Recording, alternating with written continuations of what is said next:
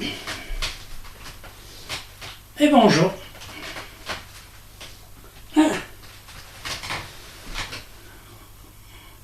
On va parler de la Russie, c'est-à-dire Poutine, que je vais marier avec Prigojine. Cela va vous paraître bizarre. Vous allez voir que dans mes propos, il y a beaucoup de bizarreries.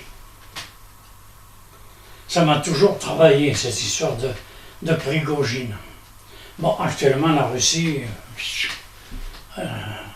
il y a un trou, elle l'a pas vu, où elle a fait semblant de ne pas le voir, pensant l'enjamber allègrement, mais ses jambes n'étaient pas assez longues pour enjamber le trou complètement. Et il est en train de sombrer dedans. Goliath a perdu sa force. Il y a eu un petit David à côté de lui. Il y en a deux. Il y a eu déjà l'Ukraine, et puis maintenant, on s'aperçoit que la Biélorussie est en train de lâcher Poutine. Alors d'ici que la Chine laisse tomber la Russie et l'Iran laisse tomber la Russie, j'ai l'impression qu'un jour, qu'un de ces quatre, on ne va plus avoir de nouvelles de Poutine. Soit, comme le guide suprême d'Iran, il aura été légèrement blessé et il va passer au moins 15 ans à l'hôpital, ce qui fait qu'on ne le verra plus. Ou alors, il a été tué, et là, ce sera éternellement, qu'on ne le verra plus. Par contre, pour moi, je pense qu'il y a une autre solution. Parce que déjà, Poutine, il y a quelques années de ça, il avait envoyé un émissaire en Amérique centrale, peut-être pour acheter du café ou des pamplemousses, j'en sais rien. Je crois plutôt que cet émissaire est allé repérer un coin tranquille, un coin où l'on pourrait terminer sa vie tranquillement. Pas pour l'émissaire, hein, mais pour Poutine. Alors faisons une marche arrière. Prigojine, je vais faire un peu simple. Prigojine qui était contre Poutine, et puis il parlait mal de lui, compagnie, il était là pour le combattre, etc. La mitraille, Kalachnikov, je ne sais pas quoi, en travers de la poitrine. Il est allé même avec ses chars, il a constitué une milice Wagner, et puis avec ça, il est arrivé avec des chars près de Moscou. Et puis, bizarrerie, l'armée russe n'a pas réagi. Je ne sais pas, moi, quand on voit qu'il y a un risque d'invasion ou d'attaque venant d'un gars qui ne vous apprécie pas, bien, quand on s'appelle à Poutine, on fait agir l'armée. L'aviation russe aurait dû éliminer tous ces chars. Et bien, vous voyez, la bizarrerie a fait que ça s'est arrêté. À un moment donné, la progression des chars s'est arrêtée, et subitement, ça a fait demi-tour. Et en faisant demi-tour, les chars n'ont pas été inquiétés. On n'a plus entendu parler de Prigojine.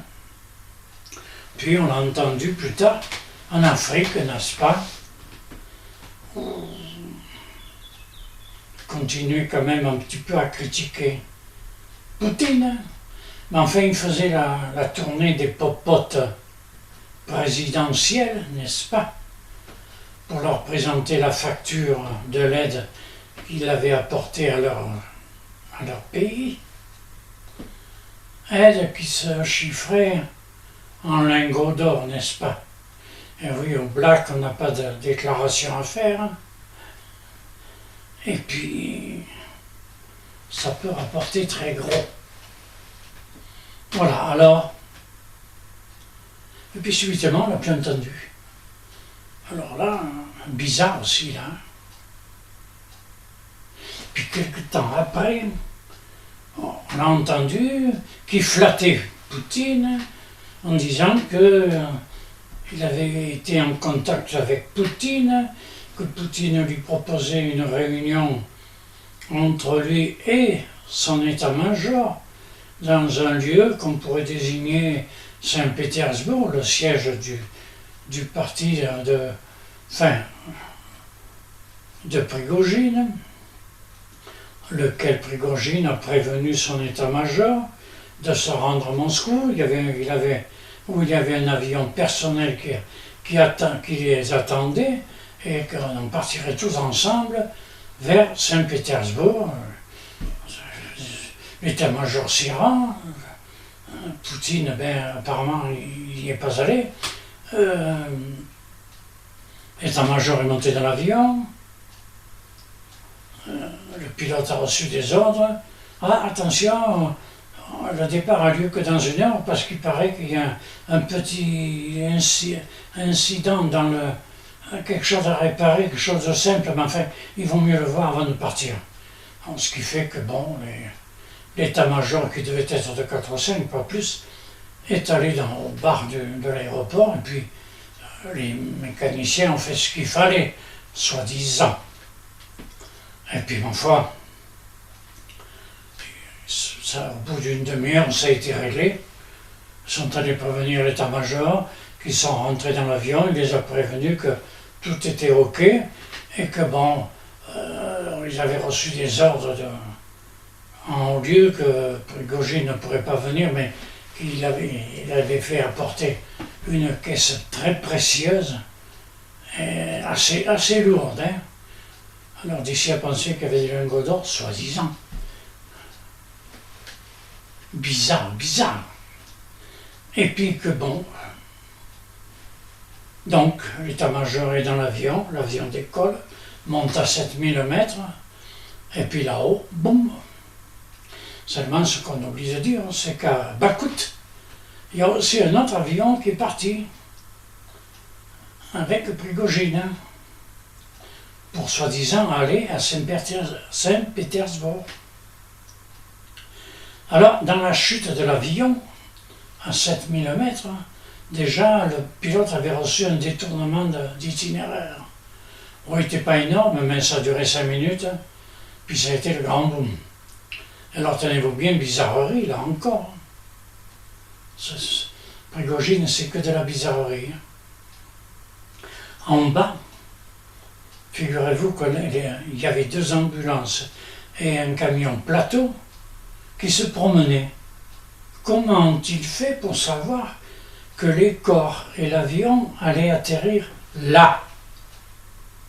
Parce que quand on tombe de 7000 mètres, dire qu'on va tomber là, exactement, moi je vois bien, hein? Bizarre.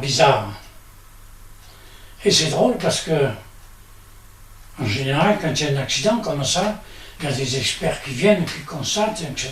Là, non, tout de suite, les ambulances ont soi-disant ramassé les corps.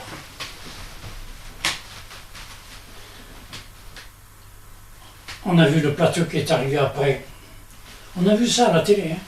On a vu le plateau qui est arrivé, qui a récupéré une aile. Chez moi, un avion, ça a 2 ailes. Ça a une carlingue. Ça a un moteur ou 2. Il y a la queue. Et ma foi, à quelque chose de près, on trouve des pièces un peu partout. Là, non, la télé n'a pas... Non, pas du tout. Alors, ce que je crains, c'est qu'il n'y ait pas eu de mort de l'état-major, ni même de Prigojine. Hein. C'est un leurre. Parce que ça s'est passé trop rapidement. Hein. Bizarre. Vous avez dit bizarre? Comme c'est bizarre. en l'espace d'une heure ou deux, tout a été liquidé. Les ambulances savaient à quelle heure l'avion est tombé. Ben moi, je vais vous dire une chose, l'avion, il est déjà... D'abord, l'avion, je ne sais pas s'il est parti, même. Deux, celui de Poutine est peut-être parti, oui, mais il n'est pas allé à Saint-Pétersbourg. Hein. Pas du tout. Moi, je pense que l'émissaire qui a été envoyé a dû lui donner l'adresse d'un coin en Amérique centrale, où son avion l'a amené, et où il a trouvé là-bas peut-être son état-major en bonne forme, n'est-ce pas? Composé certainement de charmantes dames, et avec peut-être aussi dans l'avion un autre avion, pas celui qui était prévu, un autre avion a amené ce qu'il fallait pour tenir tête aux difficultés de la vie pour des années à venir. Et je pense que Prigojine a été rejoint par Poutine, et Poutine, ben, soyons clairs, net et précis, Poutine a déserté, ni plus ni moins. Il a fui, et sa bombe qui devait détruire la planète entière n'a été qu'un leurre qu'on a présenté au défilé. Quand on a une bombe pareille, on la présente, on la met pas en circulation sur la voie publique. Excusez-moi du peu. On en prend soin et on la cache bien.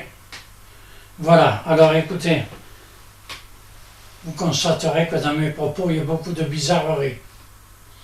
Eh bien moi, je ne crois pas à la mort de Prigojine, et je ne crois pas à la mort de Poutine. Ce que je crois, c'est que tous les deux sont quelque part en Amérique centrale. Seulement, ce que je crains, c'est que sur les deux, il y en ait un de trop. Alors, il y en a un qui va supprimer l'autre. Lequel? Je vous laisse choisir. Il n'y en a que deux. Ça sera vite fait. Hein? Allez, faites pas des cauchemars. Hein? Ça ne vaut pas la peine. Et puis que la Russie prenne les bonnes dispositions après.